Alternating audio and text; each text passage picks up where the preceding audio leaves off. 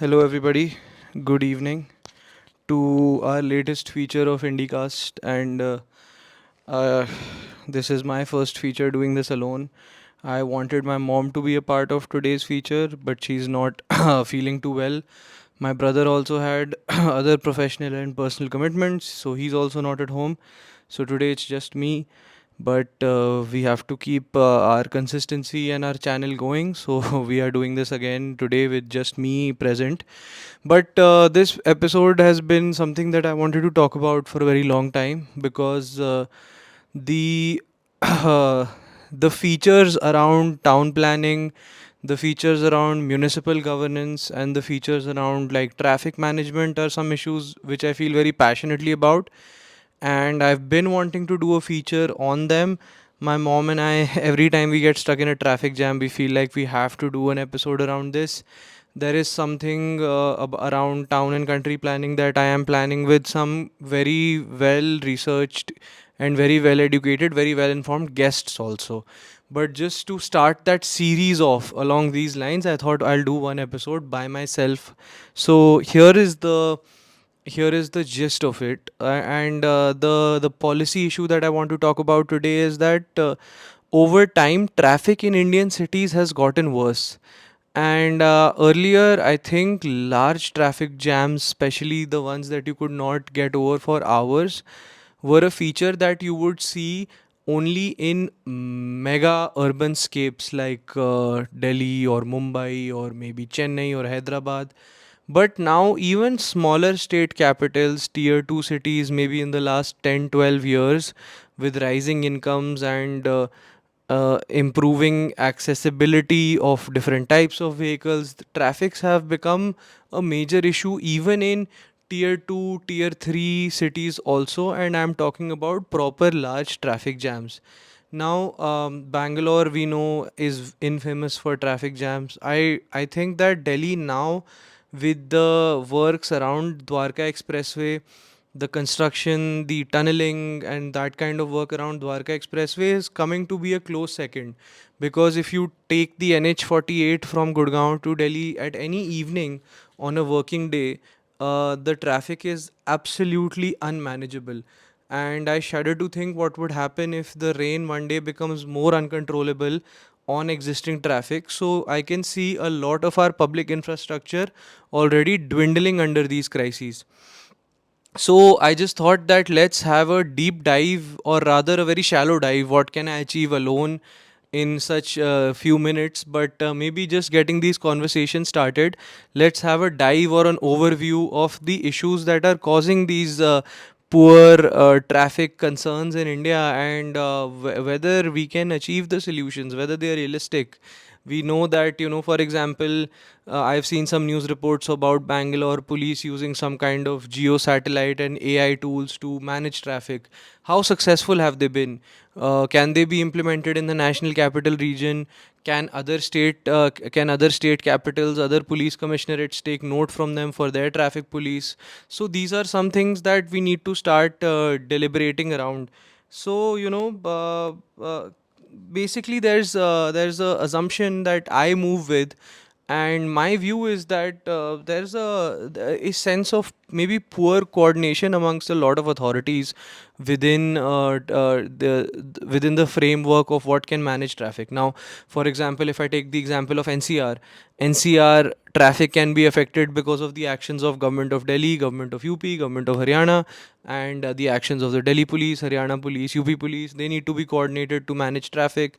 So where is the coordination? Where is the coordination between, say, NDMC and Delhi police and other MCDs? So there are like too many organizations. I think a serious examination of their interoperability and their ability to coordinate and manage traffic should be done, because I have seen this more so maybe in NCR than other states, that over time the policing function on traffic, like the traffic policing, has gone from its original intended function of being a regulatory function. Stay with me. I'm using very jargonish language. My apologies for that. But so traffic policing maybe had an intended function of being a regulatory function, but over time it has become more punitive.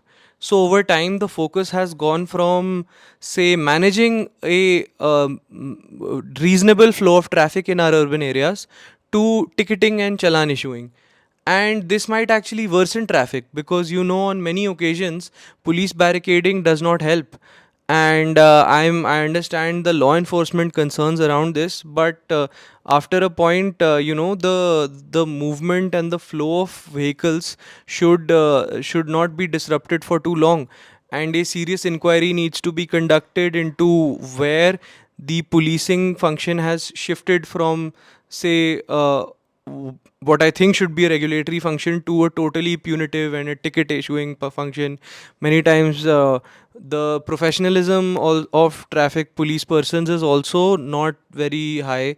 In the NCR region, many of them are known to uh, uh, have corruptibility, for the lack of a better word. And I think some serious police and municipal reform and coordination is needed to fix these issues.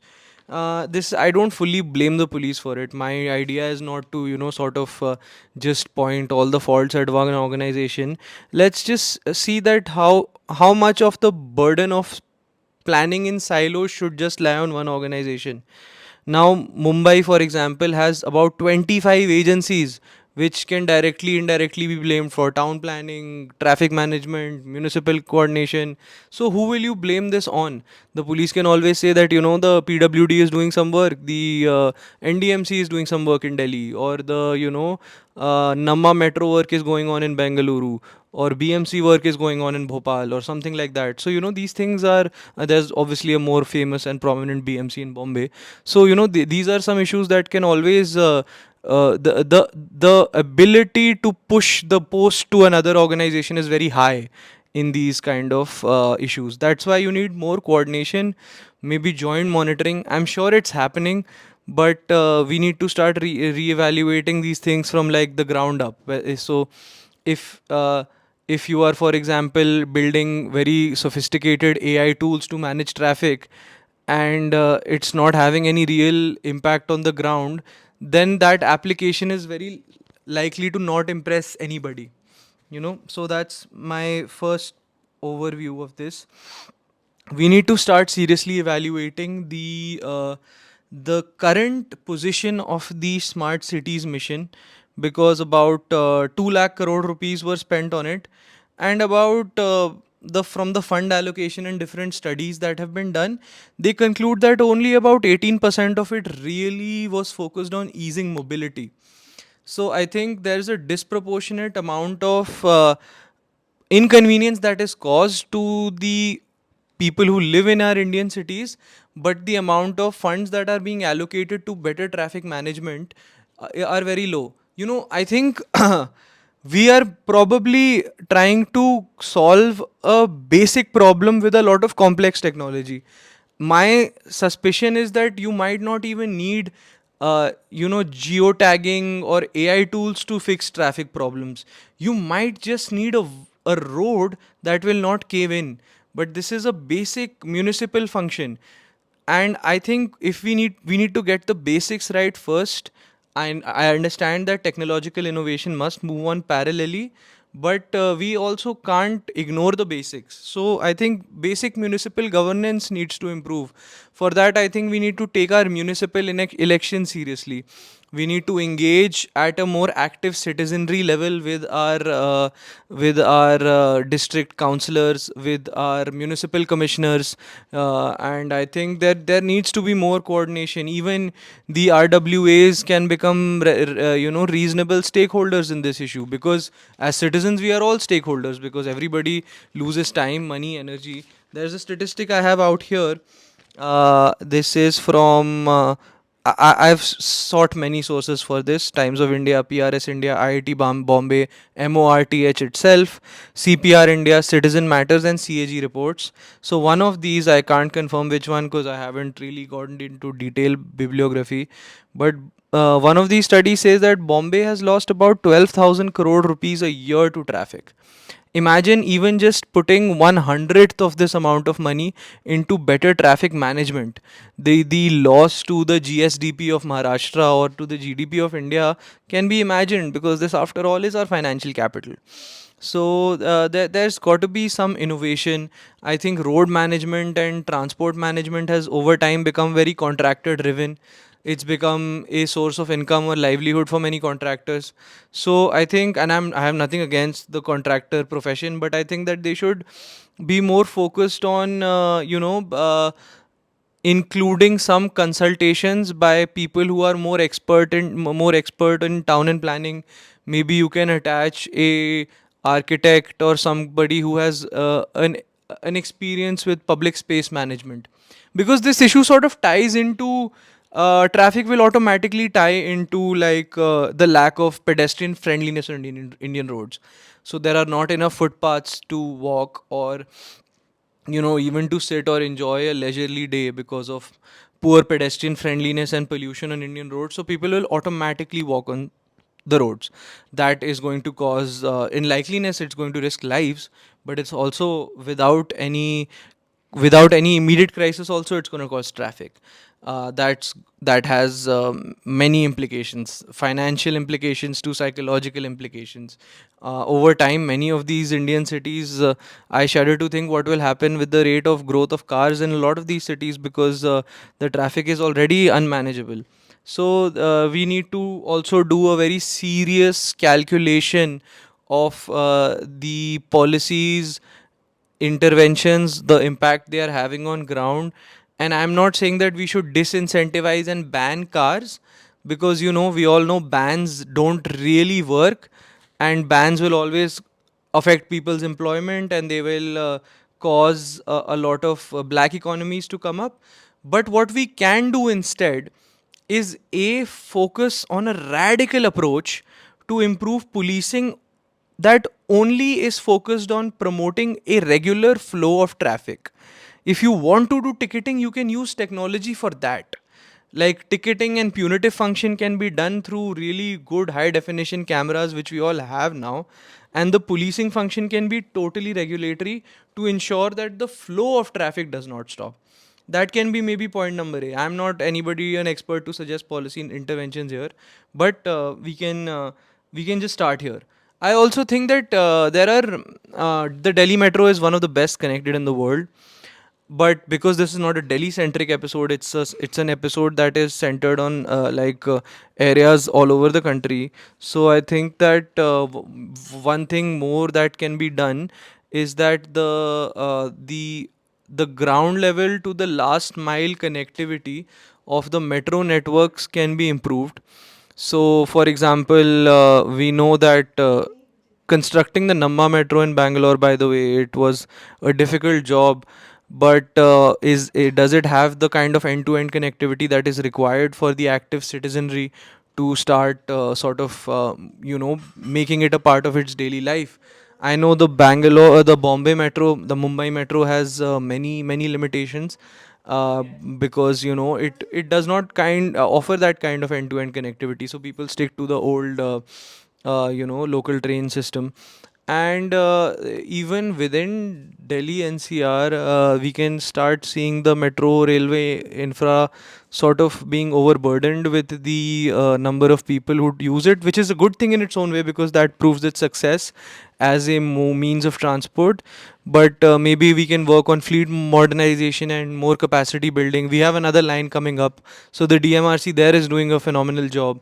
In fact, very soon we will have the RRTS, which is the Rapid Regional Transport System, that will connect Delhi to other major urban centers within the NCR. So I think this is a city where this is a relatively successful example, but we need to start examining where it has not been that much of a success, or whether maybe in many tier 2 cities or state capitals, whether there was metro even required.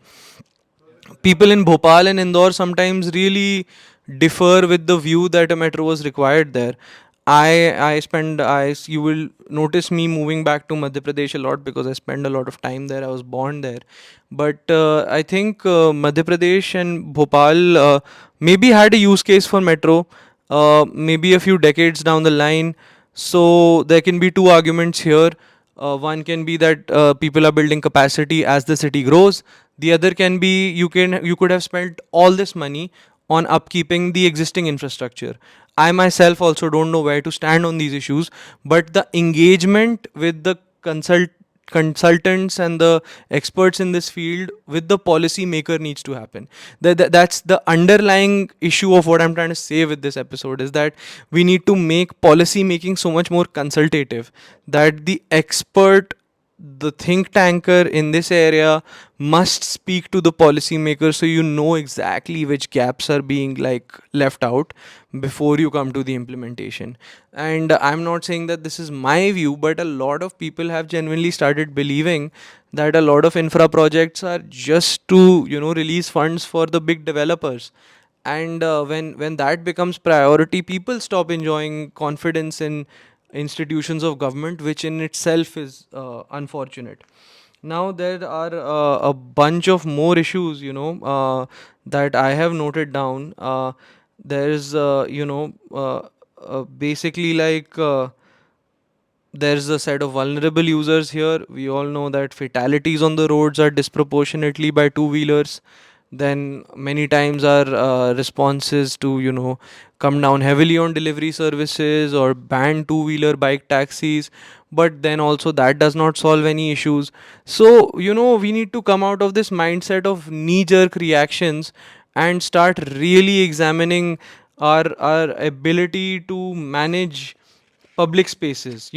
This I'm talking about town and planning and traffic management. It's because Indians deserve a better third space. Better traffic management, better town and country planning, better pedestrian friendly roads would initially mean that you and I as Indians would have a good third space. What is a third space? It is a space outside your home and your workspace that you can enjoy. uh, I would assume that a majority of our country does not have a pleasurable place to even walk around for in the evening, in their proximity. We are also entering this curve. This is also related to our municipal governance, where we are not able to, issue change of land use certificates in due time, or maybe CLUs are issued quickly, or there is a gray area on whether you can use residential properties for commercial functions. So the quote unquote high profile areas of many cities are slowly becoming major commercial centers, and that is causing major day to day nuisance to the citizens of that area. And this is all tied into policing, traffic, municipal governance. I think we need to fill these gaps in our policy making. We need to make sure that our GMDAs or MMRDAs or NDMCs or wherever you are, they coordinate better with the local police, and then they also coordinate better with the RWAs to take into account the citizen stakeholdership which is here. Because you can't not treat the citizen like a legitimate stakeholder and then claim to fulfilling their needs from a day to day life. I think this will be it for my feature, because I want to honestly have another conversation with somebody on this. I over from an overview did a lot of thinking on this, but I think that I tried to bite more that I can chew with this list of issues that I have. So maybe I'll record another feature with my mom on this. Then I have some guests coming up on these issues also. So stay tuned, and I hope that you enjoyed listening to this conversation. Thank you.